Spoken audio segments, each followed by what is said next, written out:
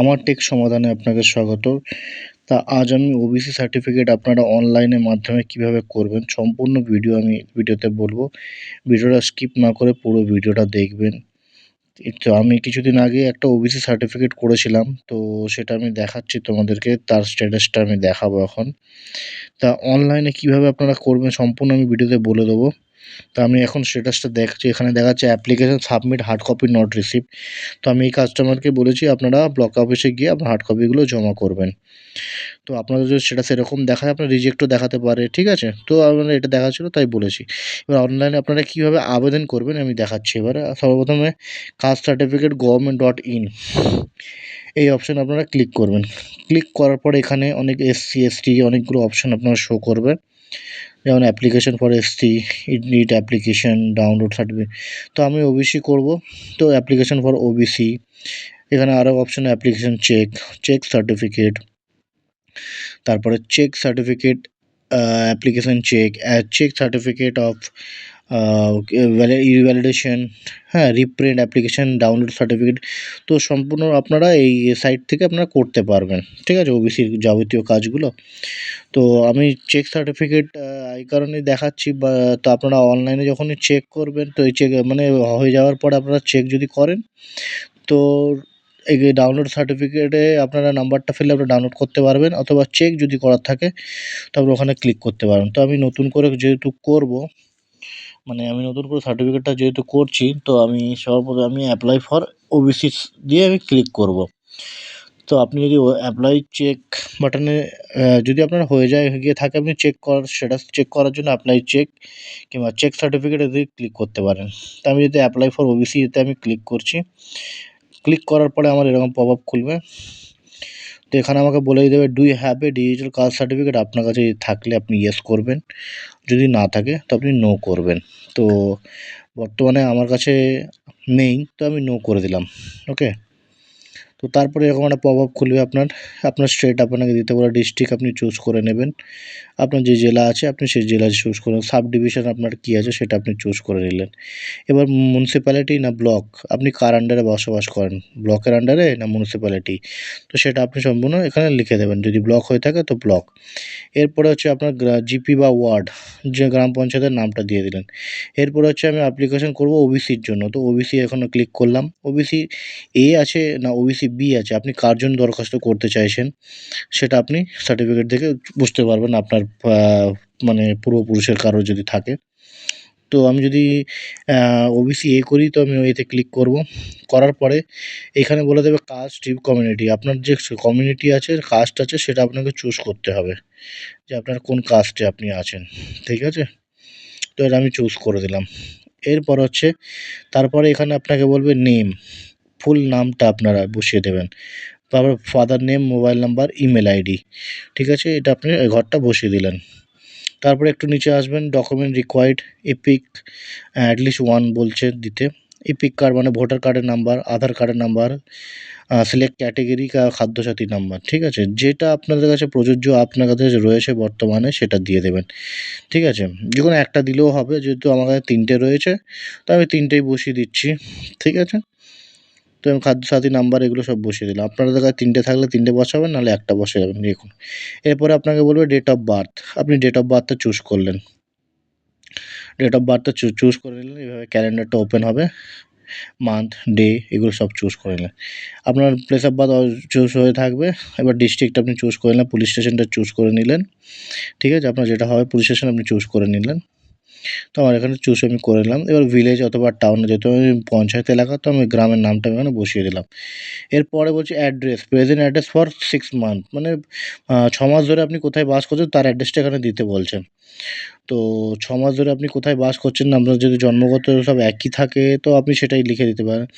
এখানে তাই inter care অফের নাম দিয়ে দেবেন। তারপর আপনি ওয়েস্ট বেঙ্গল চুজ করবেন, ডিস্ট্রিক্ট চুজ করবেন, পুলিশ স্টেশন চুজ করবেন, আপনার যেটা হবে।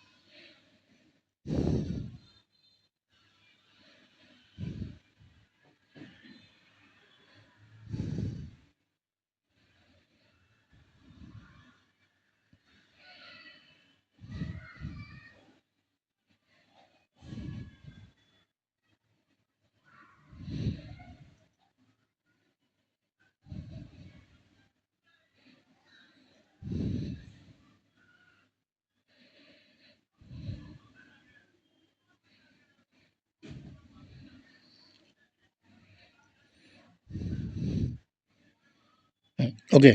তো তারপরে আমি এখানে জিপি বা ওয়ার্ড আমি এটা সিলেক্ট করলাম। তারপর গ্রামের নাম দিয়ে দিলাম, পোস্ট অফিস, পিনকোড দিয়ে দিলাম। এরপরে পার্মানেন্ট অ্যাড্রেস বলছে এখানে দিতে। আপনার যদি প্রেজেন্ট আর পার্মানেন্ট অ্যাড্রেস একই থাকে তো ইয়েস করবেন। ঠিক আছে? যদি না একই না থাকে তাহলে ওখানে নো করে আপনি যা অ্যাড্রেস আছে সেটা বসিয়ে দেবেন। তো আমি আর এখানে ইয়েস করে দিলাম, আমার যেহেতু একই। তারপরে আপনাকে নিচে আসতে হবে, রিলিজিয়ন চুজ করবেন। আপনার ন্যাশনালিটি অলরেডি চুজ হয়ে থাকবে। জেন্ডারটা দিয়ে দেবেন। ঠিক আছে? তারপর এখানে বলবে blood relation details. Blood relation details. তো এখানে সার্টিফিকেট নাম্বারটা দিয়ে দেবেন। যদি আপনার সার্টিফিকেটটা থাকে তো আমি এখানে ইয়েস করলাম। আমার যেহেতু রয়েছে পূর্বপুরুষের, তো আমি বাবার রয়েছে, তো আমি এখানে সেই সার্টিফিকেট হোল্ডারের নামটা বসালাম। তারপর তার সার্টিফিকেট নাম্বারটা বসালাম। এটা ডেট অফ ইস্যু কবে হয়েছিল। এরপরে হচ্ছে আমি তার সাথে আমার কী সম্পর্ক সেটা আমি বসিয়ে দিলাম। হ্যাঁ? অ্যাপ্লিক্যান্ট উইথ রিলেশন, তার সাথে কী সম্পর্ক আপনাদের যেটা থাকবে সেটা আপনারা বসিয়ে দেবেন। ঠিক আছে? সেটা বাবা হতে পারে, আর আদার্সও হতে পারে। ঠিক আছে? তো বসিয়ে দেওয়ার পরে আর এখানে বলছে ইস্যু আর অথরিটি, কোন অথরিটি এটা চুজ করেছে সেটাও লিখে আপনি টাইপ করে বসিয়ে দেবেন। করার পরে 14 নম্বর অপশন আপনাকে বলে ডিটেইলস অফ 2 লোকাল রেফারেন্স। ঠিক আছে? দুজনের রেফারেন্সের নাম এবং অ্যাড্রেস আপনাকে ফিল করতে হবে।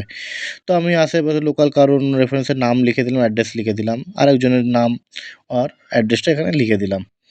লিখে দেওয়ার পরে আমি নিচে আসবো একটু। এইখানে আপনাকে বলবে whether the applicant of migrate from the other state or country. আপনি বাইরের দেশে থাকলে ওটাতে করুন, না তো স্কিপ করে চলে আসবেন। প্যারেন্টস সার্ভিস ডিটেইলসে যদি আপনার বাবা কী করে কিংবা মা কী করে এটা বসাতে হবে। যদি আপনারা সেন্ট্রাল গভর্নমেন্ট থাকে, স্টেট গভর্নমেন্ট থাকে, আমি এখানে আমার যেহেতু কিছু ছিল না তো আমি নান করে দিচ্ছি। ঠিক আছে? আপনার যেটা থাকবে সেটা আপনারা বসিয়ে দেবেন। এইবার সার্ভিস ডিটেইলস অফ মাদার কী করতো? তো আমি নানই করে দিচ্ছি, আমাকে কিছু করতে হবে না। কন্টিনিউ বাটনে আমি ক্লিক করব। ক্লিক করার পরে এখানে ওকে বাটনে আমি ক্লিক করলাম। তারপরে আমি নিচে আসবো। এখানে agriculture land holding mother, father, minor children. আপনার জমি জায়গার কোনো তথ্য থাকলে আপনারা এখানে বসাবেন। যদি কিছু না থাকে তো সেটাকে স্কিপ করে আপনারা এগিয়ে যাবেন। ঠিক আছে? তো তারপরে আপনাকে বলবে প্যারেন্টস ইনকাম ওয়েলথ। ঠিক আছে? তো annual income for the resource salary agriculture land. তো অ্যানুয়াল ইনকাম কত আছে সেটা আপনারা বসিয়ে দেবেন। ঠিক আছে? তারপরেরটা বলবে ট্যাক্স পেয়ার, আর যদি থাকে তো ইয়েস করবেন, যদি না থাকে তো নো করবেন। ঠিক আছে? পরেরটাও সেইম। ঠিক আছে? তো তারপরে আপনারা ইনকাম মায়েরটা হচ্ছে সেম বসিয়ে দেবেন। তারপর এখানে সেভ অ্যান্ড কন্টিনিউ বাটনে ক্লিক করবেন। এই হয়ে গেল। এইবার আপনাকে বলবে অ্যাপ্লিকেশন ফটো ম্যাক্সিমাম 150 কেবির মধ্যে। ঠিক আছে? জেপিজি ফরম্যাটে আপনারা আপলোড করে দেবেন 150 কেবির মধ্যে একটা ফটো, পাসপোর্ট সাইজ ফটো। তো আমার এখানে ফটো হয়ে যাওয়ার পরে আপনারা এই ফর্মগুলো ফিল আপ করতেও পারেন অথবা নাও করতে পারেন, যেহেতু আপনারা হার্ড কপি গিয়ে বিডিও অফিসে জমা দেবেন। তো আমি যেহেতু হার্ড কপি জমা দিচ্ছি আমি এগুলো ফিল আপ করছি না। ঠিক আছে? তো তারপর আমি এখানে নিচে ক্যাপচাটা বসাবো। তা ক্যাপচাটা বসাবার পরে আমার যা ক্যাপচা আছে আমি দেখে ফিল করে নেবো। পরে আমি সাবমিট বাটনে ক্লিক করব। সাবমিটে ক্লিক করা application has been submit successfully দেখাচ্ছে। আমার সাবমিট হয়ে গেছে। এবারে আপনি এই ৩ টে যে ক্লিক হিয়ার বলে আর অপশন রয়েছে, application form, service details form, acknowledgement, এগুলো আপনারা প্রিন্ট আউট করে নেবেন।